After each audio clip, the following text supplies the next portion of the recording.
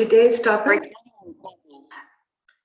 is unfurl your sails.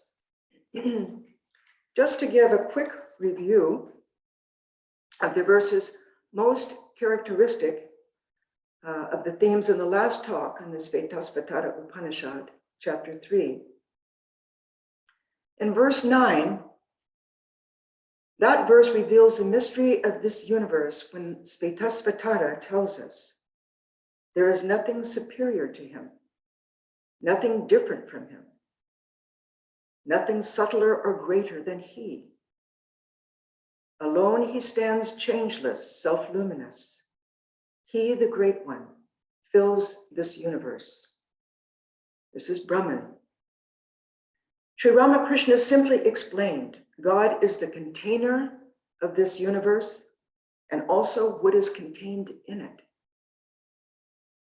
But we can't grasp this through the mind because the mind, as you experimented with in this meditation at the beginning, is subtle matter. In mindfulness meditations, we find it's an object whose contents we can view. We can see the subtle memories, emotions, sense impressions, sort of fragmented thoughts that cross the mind during these mindfulness meditations. So this mind exists only within time, space, and causation, and therefore has no reality. In his lecture, Vedanta and Privilege, Vivekananda explains the implications. He said this universe, as we know and think it, does not exist. The unchangeable has not changed. The whole of this universe is mere appearance and not reality. He goes on, we see God as the universe because we have to look through time, space, and causation. It is time, space, and causation that make this differentiation apparently, but not really. In the darkness of night, he gives a wonderful example. A stump of a tree is looked upon as a ghost by some, as a policeman by another, as a friend by yet another. In all these cases, the stump of the tree did not change. But there are apparent changes, and these changes were in the minds of those who saw it. So, every form in the universe is partly our creation and partly something outside. What does that mean? Vivekananda explains, you and I and everything in the universe are that absolute, not parts, but the whole. You are the whole of the absolute, and so are all others, because the idea of part cannot come into it. These divisions, these limitations are only apparent, not in the thing itself. In other words, Brahman pervades this universe. It is the only substance of this universe and of you and me. Verse 10, Svetasvatara tells us, though he fills this universe, he transcends it. Sri Ramakrishna said, God is both personal and impersonal, immanent and transcendent. Not only that, by the simple example, the master systematically guides the aspirant to understand and ultimately accept both. He said, as long as one has not realized God, one should renounce the world, following the process of neti-neti. We start by negating everything transitory, including this body, mind, and senses of ours, which can be viewed as objects of experience, just as you viewed in your guided meditation. Sri Ramakrishna continued, but he who has attained God knows that it is God who has become all this. Then he sees that God includes the universe and its living beings. Sri Ramakrishna gave the example. Suppose you have separated the shell, flesh, and seeds of a bell fruit, and someone asks you to weigh the weight of the fruit. Will you leave aside the shell and the seeds and weigh only the flesh? Not at all. Ramakrishna continues. To know the real weight of the fruit, you must weigh the whole of it. Only then can you tell its real weight. The shell may be likened to the universe and the seeds to living beings. Then one further realizes that the stuff that has produced the flesh of the fruit has also produced the shell and seeds. To know the real nature of the bell fruit, one must know all three. Next, Svetasvatara revealed the mystery of the personal God. In verse 3:11, he tells us, the Lord God, all-pervading and omnipresent, dwells in the hearts of all beings. Full of grace, he ultimately gives liberation to all creatures by turning their faces toward himself. Now, to describe the self as the personal God, Svetasvatara used the word Bhagavan, meaning the glorious Lord. To catch a glimpse of that, which is all-pervading and omnipresent, we can turn to the life of Sri Ramakrishna and his disciples. Swami Ramakrishnananda said, Sri Ramakrishna's heart was as broad as infinite space, so he could appreciate all the religions of the world. He used to say, never say that God is this or that. No one has yet been able to know God as he really is, and no one ever will. He is the ocean of consciousness. He goes on, I have experienced God as with form, without form, and again beyond both. But what he really is, I do not know. Though this is coming from an avatar whose vast spiritual experiences surpass what is available to very advanced sadhus. Sri Ramakrishna used to say, one can see God only if he turns his light toward his own face. The police sergeant goes his rounds in the dark of night with a lantern in his hand. No one sees his face, but with the help of that light, the sergeant sees everybody's face, and others too can see one another. If you want to see the sergeant, however, you must pray to him. Sir, please turn the light on your own face. Let me see you. In the same way, one must pray to God, O Lord, be gracious and turn the light of knowledge on thyself, that I may see thy face. Verse 3:12, Svetasvatara tells us, he is the innermost self. He is the great Lord. He it is that reveals the purity within the heart, by means of which he, who is pure being, may be reached. He is the ruler. He is the great light, shining forever. But how can we attain to that purity here and now, we might ask? Vivekananda says, purity is our real nature, and to regain that is the object of all religion. How, we wonder? Swami Pravrajika once beautifully explained, in the beginning, your mind is distracted and restless and full of impure thoughts, but you are struggling and striving to think, to concentrate, to meditate. Then all of a sudden, you feel a magnet, as it were, visibly, tangibly drawing your mind within unto itself. All these thoughts leave you completely. You feel no more desire for anything else. You only desire God. And that happens by his grace. It is he that gives you that purity of heart. He who through his grace makes you turn your head towards him. He is the light, shining forever. What is that light? It is the light of consciousness, Chit. We unknowingly live, move, and have our being in that light all the time. When we are awake, dreaming, asleep, we have that consciousness. That consciousness never leaves us, not even in death.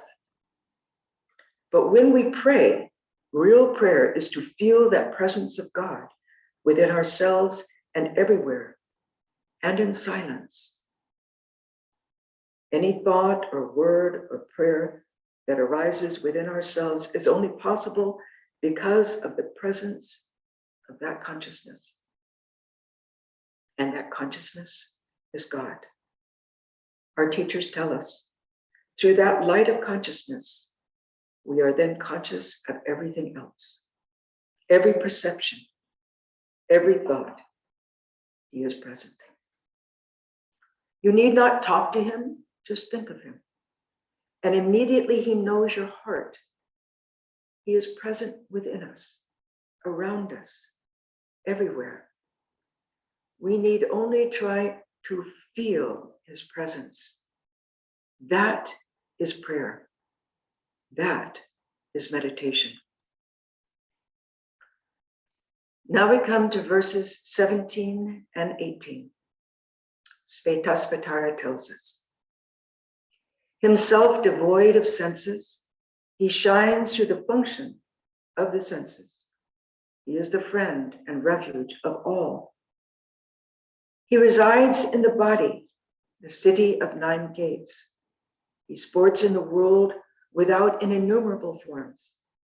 He is the master, the ruler of the whole world, animate and inanimate. Himself devoid of senses, he shines through the functions of the senses. What does that mean?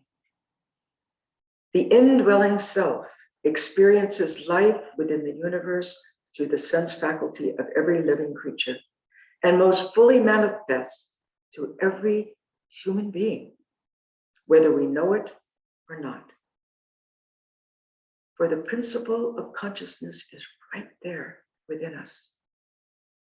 As the Kena Upanishad so poignantly expresses, at whose behest does the mind think? Who bids the body live? Who makes the tongue speak? Who is that effulgent being that directs the eye to form and color and the ear to sound? The self is the ear of the ear, mind of the mind, speech of the speech. He is also breath of the breath and eye of the eye. How does this truth express itself in God vision to the enlightened, we might ask? Sri Ramakrishna said, I see that it is God himself who has become all this. It seems to me that men and other living beings are made of leather, and that it is God himself who, dwelling inside these leather cases, moves the hands, the feet, the heads. He described the difference between indwelling consciousness of the ignorant and those who have attained knowledge of God. Sri Ramakrishna. The ignorant are like people living in a house with mud walls. With the help of a dim light, they can see the inside of the house, but nothing more. But those who live in the world after having attained knowledge and realize God are like people living in a glass house. They see the inside of the room and also all that is outside. The light from the sun of knowledge enters strongly into the room. They perceive everything inside the room very clearly. They know what is good and what is bad. what is permanent and what is impermanent. Swami Brahmananda described the indwelling consciousness of the jiva when he said, there are times when it becomes impossible for me to teach anyone. No matter where I look, I see only God wearing many masks. Who am I, the teacher? Who is to be taught? How can God teach God? But when my mind comes down again to a lower level, I see the ignorance in man and I try to remove it. He resides in the body, the city of 9 gates. The city of 9 gates refers to the body with its 9 apertures, 2 ears, 2 eyes, 2 nostrils, mouth, organs of generation and evacuation. The self functions through our sense organs and apertures, but that does not change its nature. The self is both within and without the body. Nothing can limit it. This Upanishad has already described how consciousness works through the powers of the 5 different senses. Devadatta Kali, a Vedantin and scholar, explains the one consciousness is the source and foundation of all its own modifications, such as sensory stimuli and the mind's processes and responses.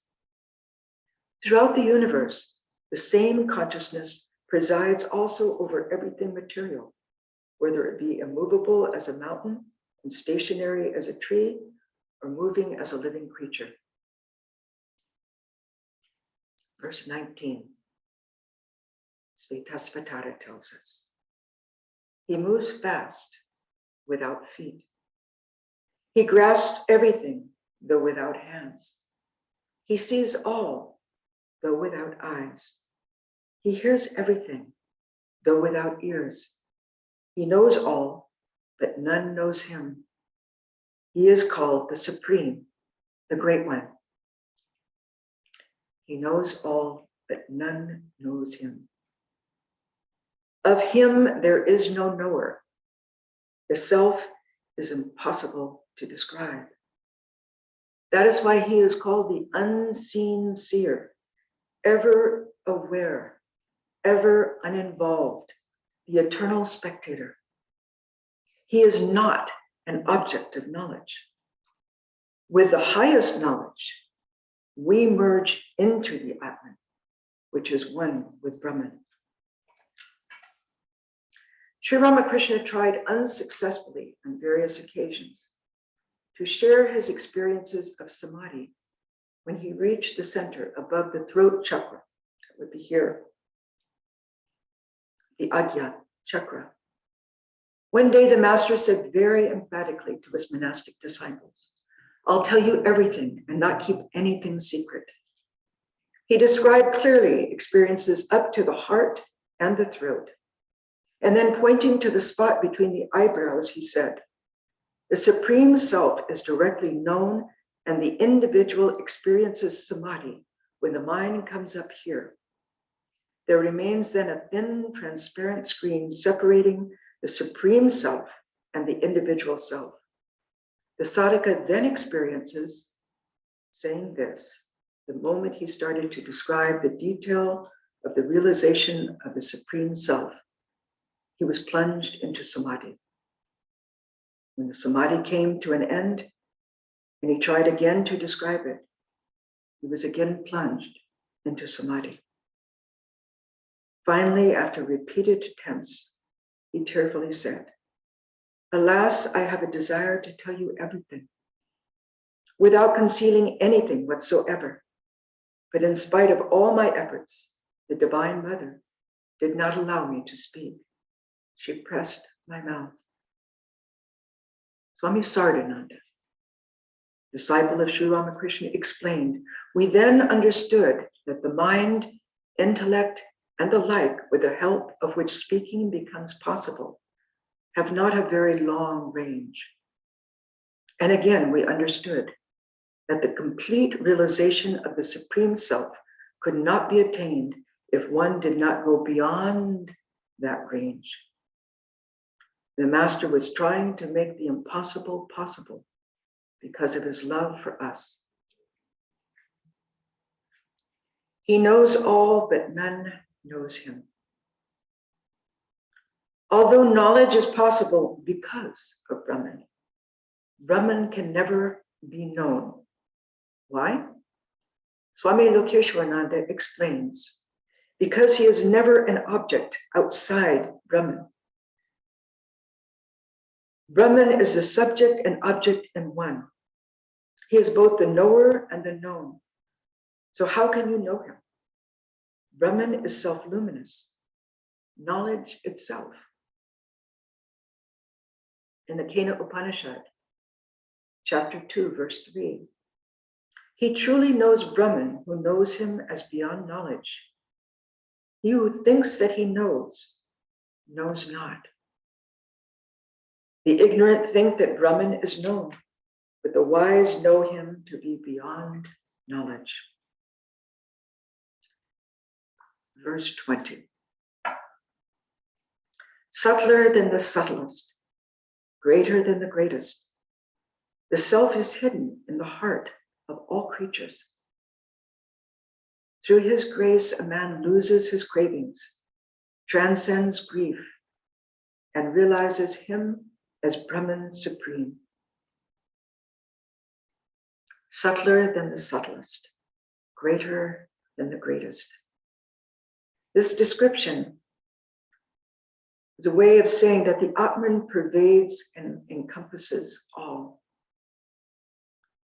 Devadatta Kali, being established or fixed in the heart of every living creature, does not limit him, but signals that he is the essence of all that exists. The essence of all that exists. Through his grace, a man loses his cravings, transcends grief, and realizes him as Brahman supreme. Throughout this Upanishad, Svetasvatara has emphasized the liberating role of knowledge. Does this imply the importance of self-effort? But here he explains grace is the cause of liberation. But what then is the role of self-effort? Swami Brahmananda explained, the most important aim in spiritual life is the attainment of God's grace. The breeze of grace is always blowing. Unfurl your sails. Unfurling our sails means sadhana, spiritual practice. For the bhakta, that means seeking conscious union with God through constant remembrance. For the karma yogi, he or she seeks freedom in the midst of action by working in a selfless spirit. For the Raja yogi, it means practicing control of the mind to perfect it as a clear instrument of experience, as a polished mirror reflects that which is. For the jnani, path of discrimination, an unremitting practice of discrimination that purifies the mind and sense organs to allow direct experience of oneness of the individual self with the Atman.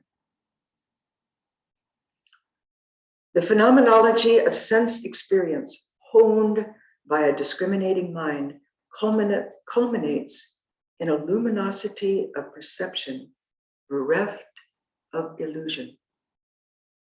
Sri Ramakrishna explains, God is known by a pure buddhi. That buddhi is the higher mind. In your opening meditation, it was the higher mind that was watching the lower mind. And as that is purified, it reflects the Atman. And that part of the mind is the mind that is in the heart that contains a spiritual experience. Even the Christian mystics also understood this. They say, place the mind in the heart. That is the pure buddhi. So again, Sri Ramakrishna explains God is known by a pure buddhi. How so?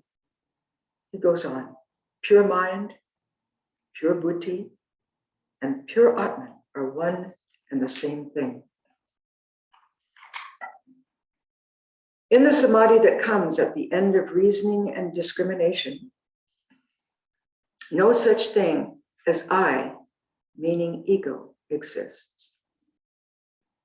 Swami Vivekananda explained to his disciple, Sharat Chandra Chakravarti, the wind of grace of the Lord is blowing on forever and ever. Do you spread your sail? Whenever you do anything, do it with your whole heart concentrated on it. Think day and night, I am the essence of that supreme existence, knowledge, bliss. What fear and anxiety have I? This body, mind, and intellect are all transient, and that which is beyond these is my true self. Sharat responded, thoughts like these come only for a while now and then, but quickly vanish, and I think all sorts of trash and nonsense. He was a very open disciple. Vivekananda told him, it happens like that in the initial stage, but gradually it is overcome. But from the beginning, intensity of desire in the mind is needed. Think always, I am ever pure, ever knowing, and ever free. How can I do anything evil? Can I ever be befooled like ordinary men with the insignificant charms of lust and wealth? Strengthen the mind with such thoughts. This will surely bring real good. Now we come to verse 21. Sage Svetasvatara ends the 3rd chapter by saying, I know this ageless primordial self of all pervading, whom knowers of Brahman declare to be birthless and eternal. The sage attained that state beyond all darkness. With that goal comes complete fulfillment. Whereas with other worldly goals, wealth, pleasures, position, etc., do not. There's always the fear of losing our wealth, of losing our pleasures, and of losing our position. Having our position going to someone who's younger, brighter, and has more influence. We all want to live longer, to gain knowledge, and we seek love. We want to exist, to know, to love, Sat Chit Ananda, which is the God urge within each person, manifest through the finite world. Until after many lifetimes of experience, we realize our own folly and begin to search for the abiding truth, knowledge, and joy. Sages don't say, I have attained it, but you cannot. No, they say you too can attain that bliss of Brahman in this very life. But to do so, we must strive to undergo spiritual practices, meditation and discrimination, to become absorbed in the consciousness of God. Swami Brahmananda challenged some young men, self-effort is absolutely necessary to success in the spiritual life. Follow some spiritual discipline for at least 3 years. And then if you find you have made no tangible progress, you may come back and slap my face. Strong words. But where to begin? We've seen throughout our study of the first 3 chapters in this Upanishad the importance of consciousness itself. It's certainly something we all experience. And therein, our teachers tell us, we all have a tangible experience of God in a way. With the help of that consciousness within, we become conscious of everything around us. The eyes see, the mind thinks, the ears hear. But sages inquire, what is the eye of the eye, the ear of the ear, mind of the mind? Where can we find God? And sages tell us, in our own consciousness. Once my teacher told us in the convent, he said, I was just sitting in my chair one day and I saw my hand twitching. And with that came the revelation of the consciousness within. See, it's moments like that when the mind is relaxed and something that occurs, that this truth is brought home to us, that inner consciousness dwelling within us. Swami Shivananda, disciple of Sri Ramakrishna, stated, God resides in the heart of man as consciousness. Going deeper, Svetasvatara tells us that within this temple of a body, there is a shrine, and within that shrine of the heart, there is the divine being, the size of a thumb. That is the one upon whom we meditate. It may be Christ the Spirit, Buddha the state of awakening, Ramakrishna the embodiment of all gods and goddesses, or God the Divine Mother. If we try to feel that nearmost divine presence of God in our heart, we will, after some time, begin to feel that divine consciousness in whom we live, move, and have our being. It may sound simple, but it takes a long, strenuous effort to maintain our meditation practice every day. But as Vivekananda said, use your spiritual imagination. Try to feel the presence. That feeling can take you where the intellect cannot. Our teachers tell us, the first step is when you feel the kingdom of God is within you. You get a thrill. You may not have seen God yet or know what God is, but as you practice meditation, you begin to feel convinced that He is. And then as you turn your thoughts toward that, you go deeper. Our teachers tell us, don't live on the surface. Dive deep, as though you are diving into the ocean. Dive deep into your heart and come into His presence, the source of all. When you feel He is really within, then your mind will also become concentrated and you will become convinced that He is everywhere. Chapter 4, verse 1, Svetasvatara tells us, O Brahman supreme, formless art thou, and yet, though the reason none knows, thou bringest forth many forms. Thou bringest them forth and then withdrawest them to thyself. Fill us with thoughts of thee. There are two ideas prevalent in this Upanishad. First, He is formless. He is beyond all form. But again, every form is God's form. We see these two ideas side by side throughout this Upanishad.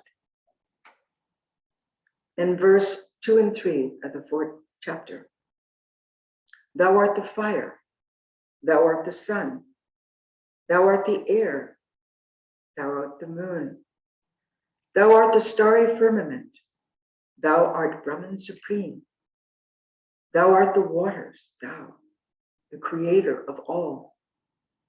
Thou art woman, thou art man, thou art the youth, thou art the maiden, thou art the old man tottering with his staff, thou facest everywhere. Thou art the dark butterfly, thou art the green parrot with red eyes, thou art the thundercloud, the seasons, the seas, without beginning art thou, beyond time, beyond space. In these verses, Svetasvatara is telling us, God is everything, beyond time and beyond space. In 2 sentences, Vivekananda explained the truth. The world is not, he said, God is. Then after his sadhana had matured, he reached an even higher spiritual insight. God is all.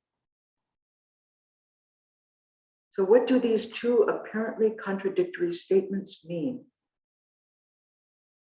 They are 2 stages of spiritual practice and realization.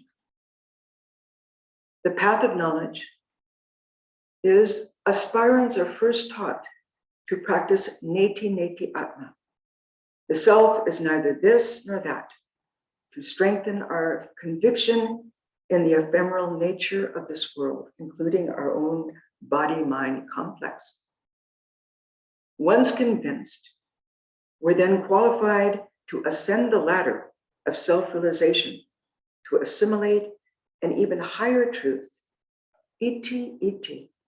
It is this. It is this. All is Brahman. It's important to know that this is not pantheism. It is the highest attainment of Advaita Vedanta. To explain these 2 stages of experience, Sri Ramakrishna gave the example. At night, in our ignorance, we mistake a rope, Brahman, for a snake at rest, Maya. It's a mirage. But the knower of Brahman knows beyond doubt that Maya is this phantom universe, or snake. And Brahman is the underlying reality, the rope. Without Brahman, there is no Maya. In other words, without the rope, there can be no phantom snake. Maya cannot exist without Brahman, but Brahman can exist without Maya. So at that stage of jnana, when we see Maya, this phantom universe, and Brahman as the underlying reality, we then realize all is not, God is. The snake is unreal, and the rope alone is real. Then, as we ascend to the highest stage, we realize God is all. What happens in this state? Maya is seen as the divine Shakti, the power of Brahman. Sri Ramakrishna said, it is only after attaining Brahma Jnana that one sees non-duality, the oneness of Brahman and its Shakti. Brahman and Shakti are identical, like fire and its power to burn. When a man thinks of fire, he must also think of its power to burn. Again, when he thinks of the power to burn, he must also think of fire. So in these verses, Svetasvatara is lifting us up to his view of the Vijnani, not the Jnani that sees reality of Brahman within the form and thereby tries to negate the form by stating all is not, God is, but the Vijnani that sees all forms as Brahman. No form needs to be negated, for all is God. Sri Ramakrishna further clarifies these 2 seemingly contradictory states of knowledge by using an analogy. He said, the jnani gives up his identification with worldly things, discriminating, not this, not this. Only then can he realize Brahman. It is like reaching the roof of a house by leaving the steps behind, one by one. But the Vijnani, who is more intimately acquainted with Brahman, realizes something more. He realizes that the steps are made of the same materials as the roof, bricks, lime, and brick dust. That which is realized intuitively as Brahman, Sri Ramakrishna stated, through the eliminating process of not this, is then found to have become the universe and all its living beings.